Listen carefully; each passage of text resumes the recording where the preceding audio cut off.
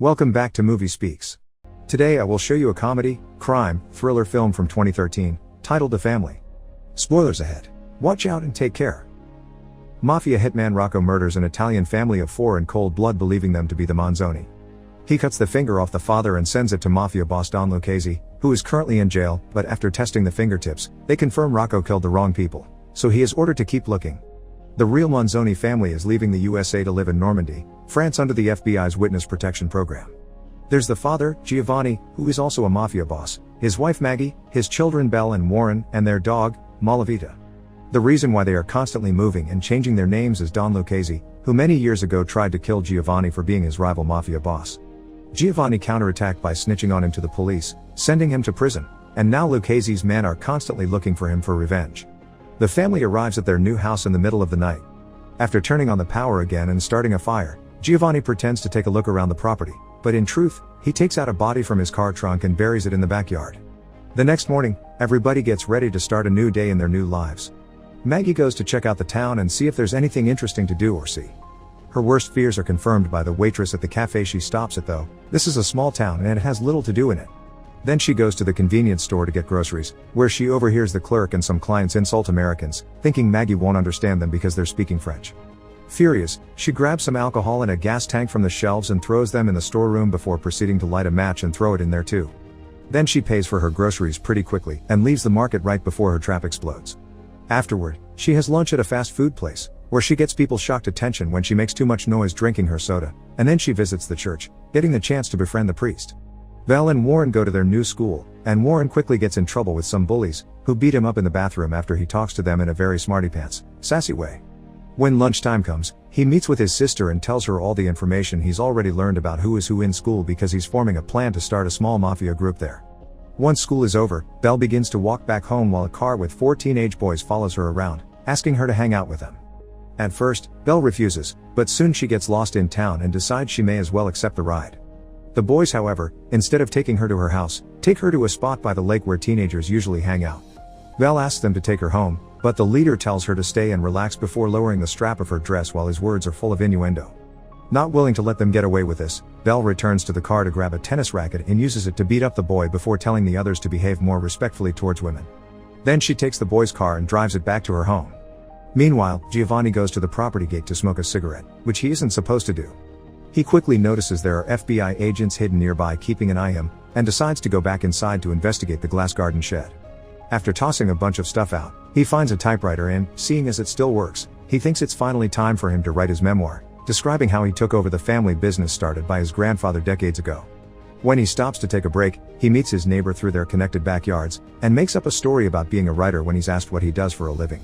Later in the evening, while the family is having dinner together, they're visited Robert Stansfield, the FBI agent in charge of their case.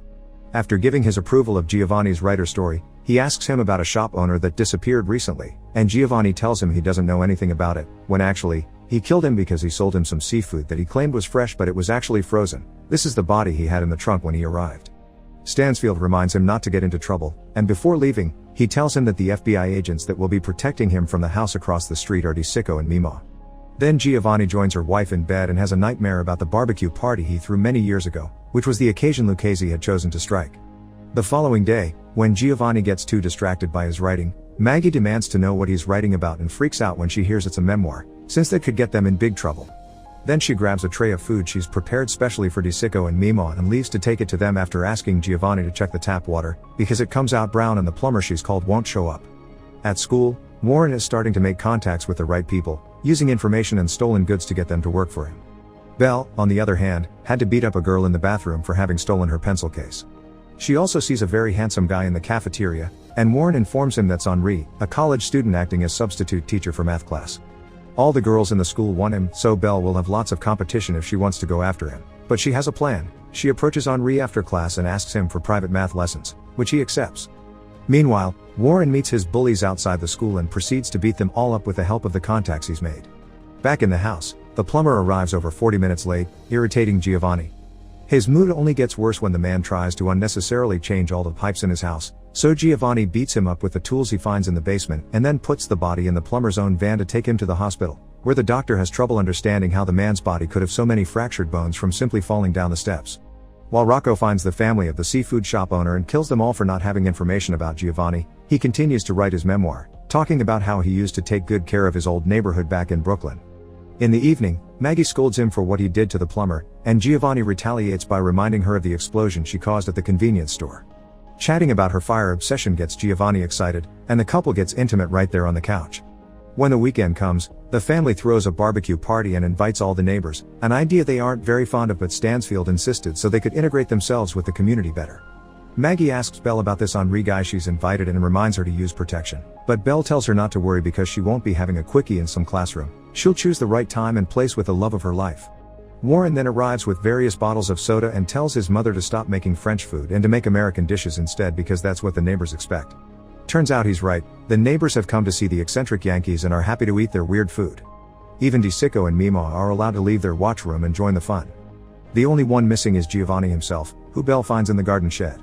Writing his life down like this has been like looking at himself in the mirror for hours, and he's realized he regrets not having been a better father for his children and having put them in these tricky situations.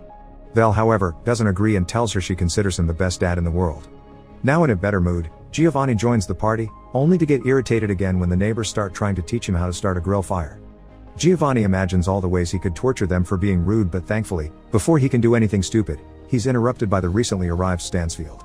The two men talk in private, and Stansfield informs Giovanni that people in the White House are worried about this book he's writing because it could get many people in trouble, but Giovanni promises he's doing it for himself and doesn't plan to release it to the public.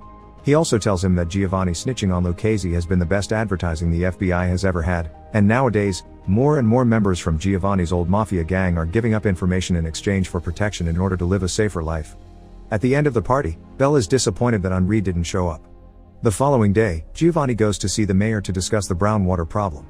The man doesn't have a solution though, and Giovanni imagines himself beating him up for it before leaving the office without creating any kind of trouble. Next, he visits the water company, where he confirms the water already arrives dirty to their reserves, and one of the workers there gives him a clue behind the cause, a local fertilizer factory. Giovanni visits that factory next, and when the boss proves to be unhelpful and rude, Giovanni ties him to the back of his car and drags him down the road until he's ready to confess. The man explains to him how to find the turbine he must deactivate to get clean water, and now that he has the information he needs, Giovanni leaves him in the middle of the road with his bike after promising to cut his balls if he ever tells anyone what happened.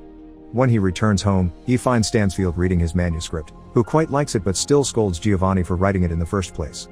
Meanwhile, Maggie continues to visit the church, and the priest manages to convince her to do a confession with him after promising her everything she tells him is confidential.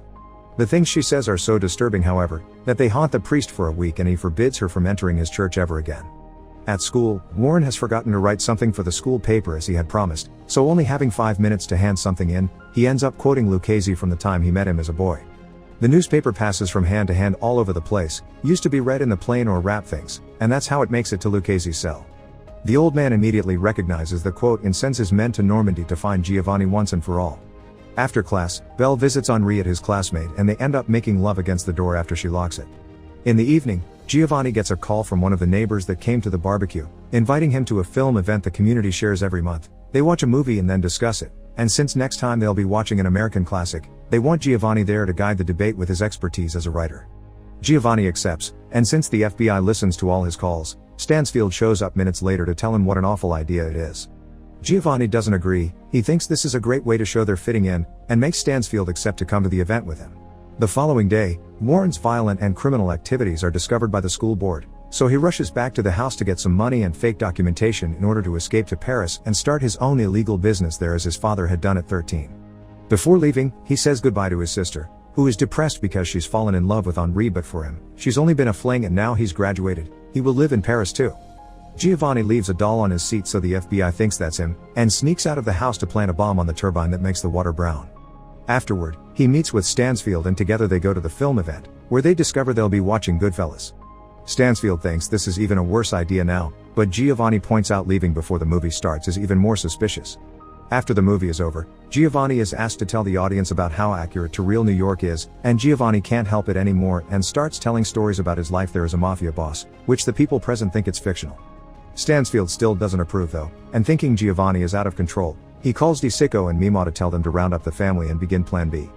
In the meantime, Warren is at the station, waiting to take the train to Paris, and Belle is on the roof of a house while calling Henri on the phone, threatening to kill herself if he doesn't take her back. At that moment, both siblings see a group of Mafia hitmen arrive in town, so they decide to go back to the house to warn their parents, especially after Warren tries to call them and gets no response because Maggie couldn't get to the phone in time. The hitmen kill everyone in the police station and use their records to find Giovanni's address. They also kill the firefighters and cut the tires from the fire trucks. While Maggie joins DeSicco and Mima to ask about her children because they aren't home, an explosion goes off in the city. It's the bomb Giovanni had planned, which he programmed to explode right now so he could use the film event as an alibi. Stansfield drives him back to his house and drops him there, warning him not to come out while he goes to talk to the police. Maggie also wants to return home, but as soon as she steps outside, she sees the mysterious men in black and goes back inside with DeSicco and Mima, where she tries to call the house but her husband won't pick up the phone. The hitmen arrive at the house and make it explode, killing as well any neighbor that comes out to see what the noise is about. Luckily for Giovanni, he survives thanks to hiding in the garden after hearing Malavita bark as an alert. Maggie wants to go see him, but as soon as DeSicco and Mima approach the door, they're instantly killed by one of the hitmen that threatens to take advantage of Maggie before ending her. Giovanni arrives at that very moment and jumps on the hitman, asphyxiating him from behind while Maggie looks for a knife that she uses to stab their attacker for good. Meanwhile, while all the hitmen are busy investigating the ruins of the house and arguing over if they should kill the dog or not, Warren and Belle arrive and steal some of the hitmen's weapons from the trunks of their cars. A gunfight ensues then, where Warren and Belle manage to kill most of the hitmen except for Rocco. With Warren unconscious after getting hit by recoil, Belle leaves him on the ground and starts running away, hoping Rocco, having run out of bullets, will work to her advantage. The old man is surprisingly resilient though, and he chases after her until Stansfield suddenly shows up and runs over him with his car. The hitmen may be all dead, but the family's identity has been discovered, so they have to relocate to a new town with new names again.